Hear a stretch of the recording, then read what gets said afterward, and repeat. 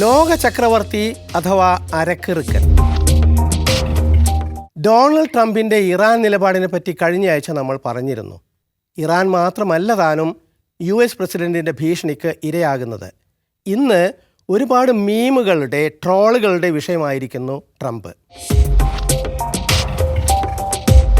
ഇതൊരു AI നിർമ്മിത video. സമൂഹ മാധ്യമങ്ങളിൽ ആളുകൾ ട്രംപിനോടുള്ള രോഷം പ്രകടിപ്പിക്കുന്നത്. ഗ്രീൻലൻഡ് പിടിക്കാൻ ചെന്നാൽ അവിടുത്തെ കരടികൾ തന്നെ നേരിട്ട് കൊള്ളുമെന്ന്. വളർച്ച മുരടിച്ച കുട്ടി ഭൂഗോളത്തിൽ പിടിച്ചെടുക്കാൻ രാജ്യങ്ങൾ പരതുന്നു. ഒരു കാര്യത്തിൽ ട്രംപ് എല്ലാവരെയും ഒന്നിപ്പിച്ചു, അദ്ദേഹത്തെ പരിഹസിക്കുന്നതിൽ.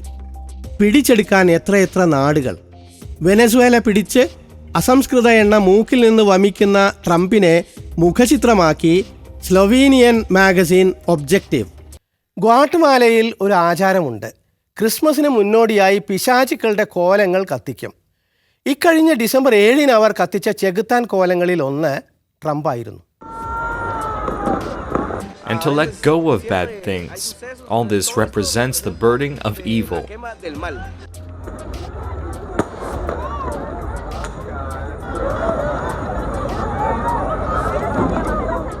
ലോകത്തെ മുഴുവൻ വിഴുങ്ങാൻ പോന്ന നീരാളി.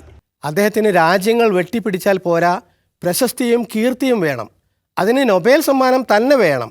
ലോകമെങ്ങും അശാന്തി പടർത്തുകയാണ് നൊബേലിനുള്ള യോഗ്യത എങ്കിൽ അതിന് ട്രംപ് അർഹനാണ്. കുറേ ശ്രമിക്കുകയും ചെയ്തു. ഒരുപാട് യുദ്ധങ്ങൾ, ഇന്ത്യ പാക് യുദ്ധം വരെ നിർത്തിച്ചിട്ടുണ്ടെന്ന് ട്രംപ് അവകാശപ്പെട്ടു. എന്നിട്ടും സമ്മാനം കിട്ടാത്തതിൽ ക്രുദ്ധനായി പിന്നെയും ഇടഞ്ഞു. ഫിഫ പ്രസിഡന്റ് ഇൻഫന്റിനോ ട്രംപിൻ്റെ സങ്കടം കണ്ട് ഇല്ലാത്ത ഫിഫ സമാധാന പുരസ്കാരം ശൂന്യതയിൽ നിന്ന് സൃഷ്ടിച്ച് ട്രംപിന് നൽകി. അങ്ങനെ ഫിഫയെയും നാണം കെടുത്തി. സമാധാന സമ്മാനം വാങ്ങി ഉടനെ ട്രംപ് പുതിയ യുദ്ധങ്ങൾ തുടങ്ങി. കണ്ടവരും കേട്ടവരും ആർത്ത് ചിരിച്ചു. സ്തുതിപാഠക പ്രമുഖൻ എന്ന പട്ടം ഇൻഫന്റിനോ നേടിയെങ്കിലും നൊബേൽ സമ്മാനം നേടിയ മരിയ മച്ചാഡോ വിട്ടുകൊടുത്തില്ല. അവർ നൊബേൽ സമ്മാനം ട്രംപിൻ്റെ കാൽക്കൽ സമർപ്പിച്ചു. വെനസ്വേലയിൽ തനിക്ക് ഭരണം കിട്ടാൻ ട്രംപ് കനിയണം. രണ്ടുപേരും അർഹിക്കാത്ത സമ്മാനം. സമ്മാനദാന മത്സരം ലോകത്തിൻ്റെ അവസ്ഥയ്ക്ക് തെളിവായി. ട്രംപിന് ഇതും മതിയാകില്ല. 8 യുദ്ധങ്ങൾ നിർത്തിയെന്നാണ് കണക്ക്. അപ്പോൾ 8 നൊബേൽ കിട്ടണ്ടേ? നൊബേൽ സമ്മാനം കൈമാറ്റം ചെയ്യാമോ? പാടില്ലെന്നാണ് വെപ്പ്. പക്ഷെ അങ്ങനെ ചെയ്തവരുണ്ട്.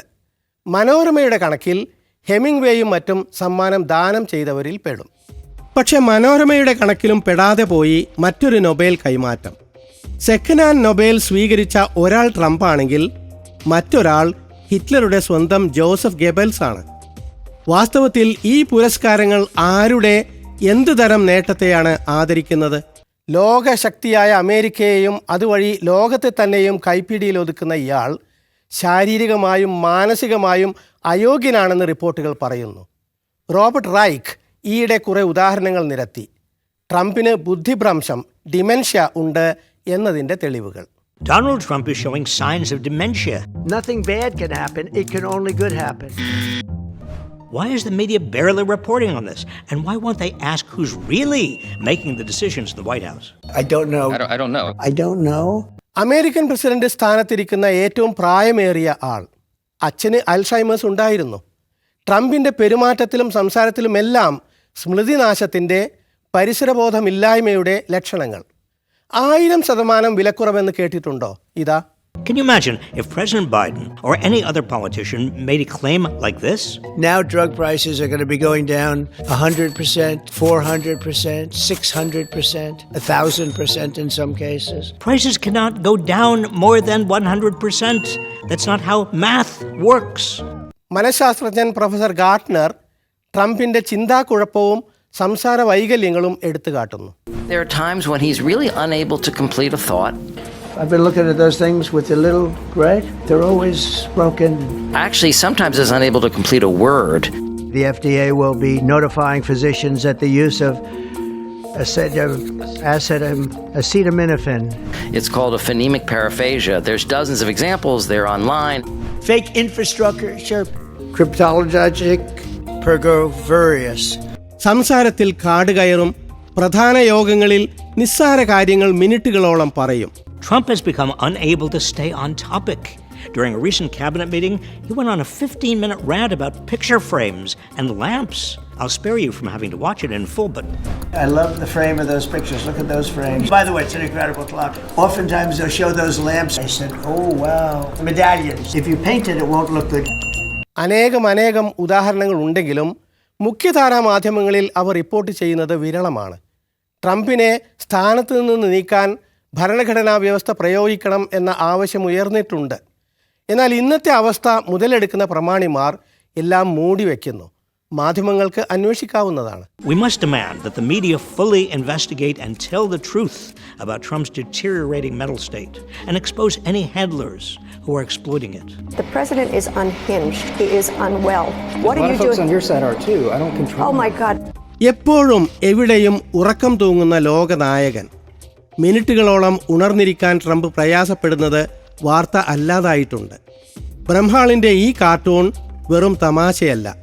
ക്യാബിനറ്റ് യോഗങ്ങളിൽ ട്രംപ് ഉറങ്ങുന്നത് കണ്ട് മനപ്രയാസം പറയുന്നയാളോട് ഭാര്യ, ട്രംപ് ഉണർന്നാലാണ് എനിക്ക് മനപ്രയാസം. ഭരണകർത്താവിൻ്റെ അധപ്പതനത്തിൻ്റെ ഒരു ലക്ഷണം മാധ്യമങ്ങളോടുള്ള മോശം പെരുമാറ്റമാണ്. ABC ന്യൂസ് റിപ്പോർട്ടർ എപ്സ്റ്റീൻ ഫയൽസിനെ പറ്റി ചോദിച്ചതും ട്രംപ് രോഷം കൊണ്ടു. നീ ഭയങ്കരിയാണ്, ചാനൽ നിന്നെ പിരിച്ചുവിടണം എന്നൊക്കെയായി. Mr. President, why wait for Congress to release the Epstein files? Why not just do it now? You know, it's not the question that I mind, it's your attitude. I think you are a terrible reporter. It's the way you ask these questions. You start off with a man who's highly respected, asking him a horrible, insubordinate, and just a terrible question. So why not just sign it now? I think the license should be taken away from ABC because your news is so fake and it's so wrong.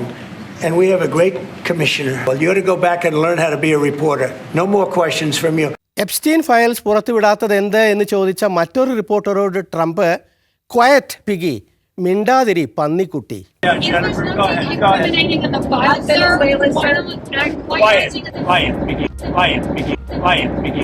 വായിൽ തോന്നുന്നത് Trump പറയും.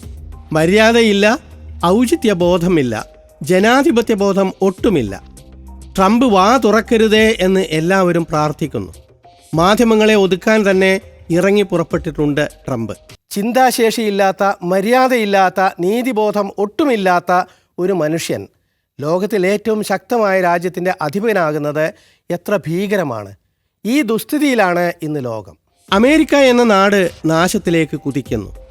ആ അധികാരഭ്രാന്ത് നാട്ടിലെ കുടിയേറ്റക്കാരെയും മറുനാടുകളിലെ സമൂഹങ്ങളെയും നശിപ്പിക്കുന്നു. ഒരു ഏകാധിപതി പിറക്കുമ്പോൾ ചുറ്റും മുതലെടുപ്പുകാരായ corporate സ്തുതിപാഠകർ നിറയുന്നു. അവർ ഗസയും വെനസ്വേലയും എന്നല്ല, എല്ലാ നാടും എല്ലാ വിഭവവും കൈക്കലാക്കുന്നു. ലോകക്ഷേമത്തിനും സമാധാനത്തിനും വേണ്ടി പ്രവർത്തിക്കുന്ന രാജ്യാന്തര സംഘടനകളെ അമേരിക്ക കൈയൊഴിഞ്ഞിരിക്കുന്നു. UN-ന്റെ 31 കൂട്ടായ്മകളിൽ നിന്ന് അവർ പിൻവാങ്ങുന്നു. UN-ൻ്റെതല്ലാതെ വേറെ 35 സേവന കൂട്ടായ്മകളിൽ നിന്നും ഒഴിയുന്നു. വിവരം കെട്ടവന് അധികാരം കിട്ടിയാൽ സ്വന്തം നാട് മാത്രമല്ല, മറ്റ് നാടുകളും അയാൾ നശിപ്പിക്കും എന്നതിന് വേറെ ഉദാഹരണം ആവശ്യമില്ല. UN-നെ തകർക്കാൻ കൂടിയാണ് ഇപ്പോൾ ഗസ ബോർഡ് ഓഫ് പീസ് എന്ന പേരിൽ കുറ്റവാളി സംഘം ഉണ്ടാക്കുന്നത്. ട്രംപിനെ പോലുള്ളവരെ അധികാരമേൽപ്പിക്കുന്ന ജനാധിപത്യം ആ പേരിന് അർഹമാണോ? ജനങ്ങളിൽ നിന്ന് ആധിപത്യം എടുത്തു മാറ്റിയ ഫാഷിസത്തിൻ്റെയും നാസിസത്തിൻ്റെയും മറ്റൊരു പതിപ്പ് ലോകം ട്രംപുമാരിലൂടെ അനുഭവിക്കുകയാണ്.